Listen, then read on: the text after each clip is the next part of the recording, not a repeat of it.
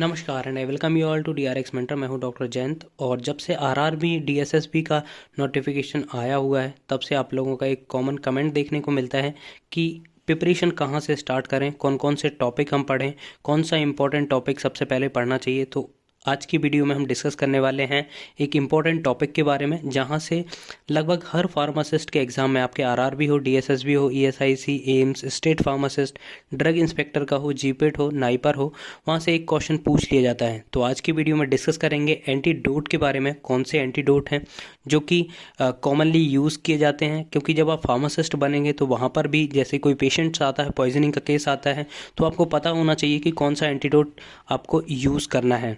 ठीक है, तो ये इसकी प्रैक्टिकल एप्लीकेबिलिटी भी है, इसलिए इसका इम्पोर्टेंस बहुत ज़्यादा है एग्ज़ाम के पॉइंट ऑफ व्यू से।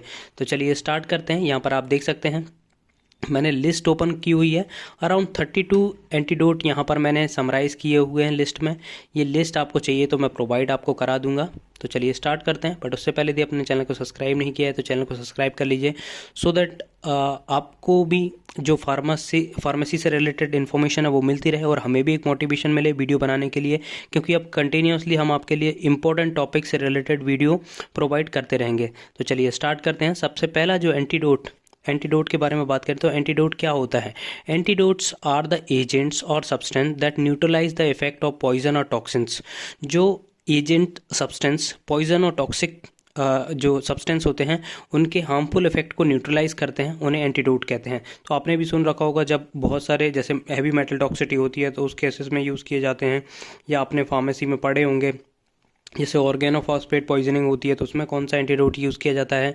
तो ऐसे ही बहुत सारे एंटीडोट हैं, बट उनमें से लगभग 32 कॉमन एंटीडोट हैं जो कि यूज़ किए जाते हैं और एग्जाम में पूछ भी लिए जाते हैं। तो चलिए स्टार्ट करते हैं। सबसे पहला एंटीडोट है acetylcysteine. Acetylcysteine generally use किया जाता है पैरासीटामोल की पॉइजनिंग के केस में। पैरासीटामोल पॉइजनिंग में मेनली लीवर आपका डैमेज होता है, ठीक है, और इसको हम एसिटोअमीनोफेन भी बोलते हैं। अब यहाँ पर एक क्वेश्चन मैं आपसे पूछूंगा, यदि आपको पता है तो बताइएगा, जो कि अदर स्टूडेंट के लिए भी यूज़फुल होगा। कमेंट करके बता सकते हैं कि जो पैरासीटामोल की पॉइजनिंग होती है उसके लिए कौन सा मेटाबोलाइट पैरासीटामोल का रिस्पॉन्सिबल होता है। तो यदि आपको पता है तो कमेंट करके बताइएगा कि उस पर्टिकुलर मेटाबोलाइट का नेम क्या है जिसके कारण की टॉक्सिटी होती है। एट्रोपिन सल्फेट का यूज़ किया जाता है ऑर्गेनोफॉस्फोरस एंड कार्बामेट पेस्टिसाइड्स में। बेंचट्रोपिन का यूज़ किया जाता है ड्रग इंड्यूस्ड डिस्टोनिया। डिस्टोनिया क्या होता है कि जैसे हमारी बॉडी में एक कंट्रोल्ड वॉलंटरी जो कंट्रोल मूवमेंट होते हैं, जब वो जब एबनॉर्मल, जब आपका कोई कंट्रोल नहीं होता है, इनवॉलेंटरी आपका मूवमेंट होने लगता है, तो उस कंडीशन को डिस्टोनिया कहते हैं। जैसे बहुत सारी ड्रग होती हैं जो कि कॉज करते हैं डिस्टोनिया, तो उनकी टॉक्सिटी को रिड्यूस करने के लिए, इस इफेक्ट को रिड्यूस करने के लिए बेंचट्रोपिन जनरली यूज़ किया जाता है।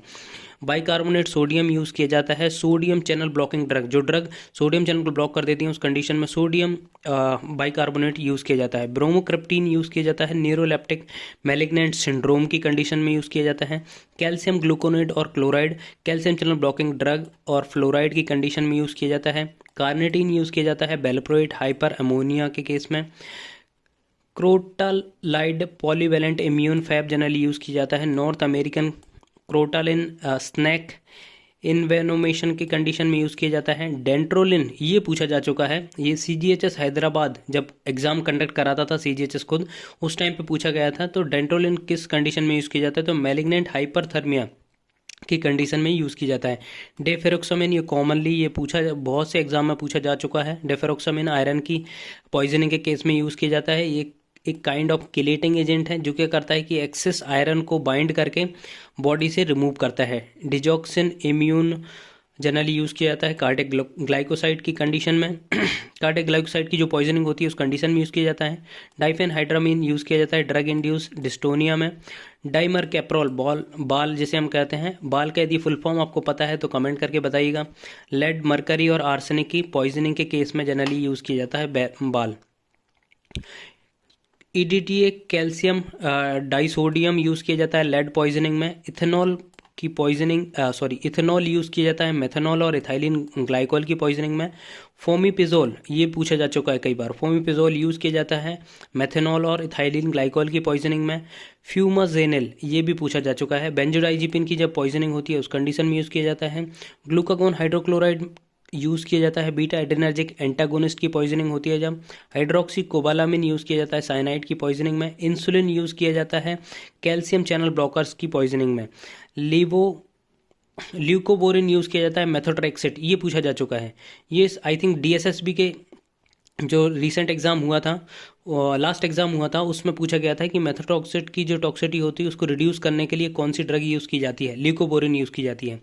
मिथाइलिन ब्लू यूज़ की जाती है मेथेमाग्लोबिन में। और नेलोक्सोन यूज़ किया जाता है ओपॉइड की पॉइजन में, ये भी पूछा जा चुका है। आई थिंक ये ईएसआईसी के एग्ज़ाम में पूछा जा चुका है, 2016 में पूछा गया था। नेलोक्सोन का यूज़ कौन सी पॉइजनिंग में किया जाता है, तो ओपॉइड पॉइजनिंग में किया जाता है। ऑक्ट्रियोटाइड एसीटेट की यूज़ किया जाता है sulfonylurea induced hypoglycaemia condition में यूज़ किया जाता है। ऑक्सीजन हाइपरबैरिक यूज़ किया जाता है हाइपरबैरिक यूज़ किया जाता है कार्बन मोनोऑक्साइड की जब पॉइजनिंग होती है। पेनिसिलामाइन, ये भी पूछा जा चुका है। पेनिसिलामाइन जनरली यूज़ किया जाता है कॉपर लेड मर्करी की पॉइजनिंग में। फाइसोस्टिगमेन सैलिसिलेट एंटीकोलिनर्जिक सिंड्रोम की कंडीशन में यूज़ किया जाता है। 2-पाम, इसके बारे में पूछा जा चुका है। पैरालिडॉक्सिम जिसे हम बोलते हैं, इसका यूज़ किया जाता है ऑर्गेनोफॉस्फोरस पेस्टिसाइड की पॉइजनिंग में। पायरिडॉक्सिम हाइड्रोक्लोराइड यूज़ किया जाता है। पायरिडॉक्सिन, इसका यूज़ किया जाता है आइसोनियाजाइड का यूज़ आप यदि पता है तो आप कमेंट करके बताइए कि आइसोनियाजाइड का कहाँ पर यूज़ किया जाता है। आइसोनियाजाइड की जब टॉक्सिसिटी होती है तब पायरिडॉक्सिन यूज़ किया जाता है। ये पायरिडॉक्सिन है। पायरिडॉक्सिन का यूज़ एक और ड्रग के साथ किया जाता है जिसका यूज़ जनरली मॉर्निंग सिकनेस में किया जाता है।